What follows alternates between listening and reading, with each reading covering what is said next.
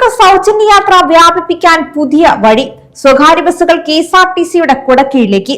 സ്വകാര്യ ബസ്സുകളും KSRTC ആക്കാൻ സർക്കാർ പദ്ധതി നടപ്പാക്കിയേക്കും. സ്ത്രീകൾക്കുള്ള സൗജന്യ യാത്ര മലബാറിലുൾപ്പെടെ വ്യാപിപ്പിക്കാനും സ്വകാര്യ ബസ് മേഖലയെ സംരക്ഷിക്കാനും ലക്ഷ്യമിട്ടാണ് പദ്ധതി. പ്രാഥമിക ചർച്ചകൾ ആരംഭിച്ചു.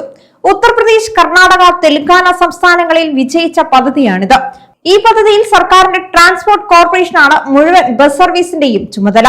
പദ്ധതിയിൽ ഉൾപ്പെട്ട സ്വകാര്യ ബസ്സുകൾക്ക് KSRTC നിശ്ചിത വാടക നൽകും. ഡ്രൈവർക്കുള്ള ശമ്പളം ഉടമ നൽകണം. KSRTCയിൽ നിന്നാകും കണ്ടക്ടർ. ബസ്സുകളുടെ അറ്റകുറ്റപ്പണിക്കും ഇന്ധന ചെലവും KSRTC വഹിക്കും.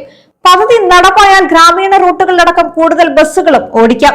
അനാവശ്യമായ ചാർജ് വർധനയും ഒഴിവാക്കാം.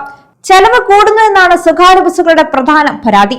ഇതേ തുടർന്ന് ചാർജ് വർധനവും നികുതി ഇളവുകളുമെല്ലാം അവർ ആവശ്യപ്പെടുന്നത്. ദിവസ വരുമാനത്തെക്കാൾ കൂടിയ തുക വാടക ലഭിക്കുമെന്നതിനാൽ സ്വകാര്യ ബസ് ഉടമകളുടെ ഇത്തരം പ്രശ്നങ്ങൾക്കും പരിഹാരമാകും. പ്രിയദർശിനി പദ്ധതി കാരണം വരുമാനം ഇടിഞ്ഞെന്നാണ് സ്വകാര്യ ബസ് ഉടമകളുടെ പരാതി. ഈ പദ്ധതി നടപ്പിലായാൽ സർക്കാരിന് പുതിയ ബസ്സുകൾ വാങ്ങേണ്ട. ചാർജ് വർധനവും കൺസെഷൻ നിരക്കും ന്യായമായി തീരുമാനിക്കാം. ദേശസാത്കരണം പൂർത്തിയാകും. കണ്ടക്ടർമാരുടെ കൂടുതൽ തസ്തിക ലഭിക്കും.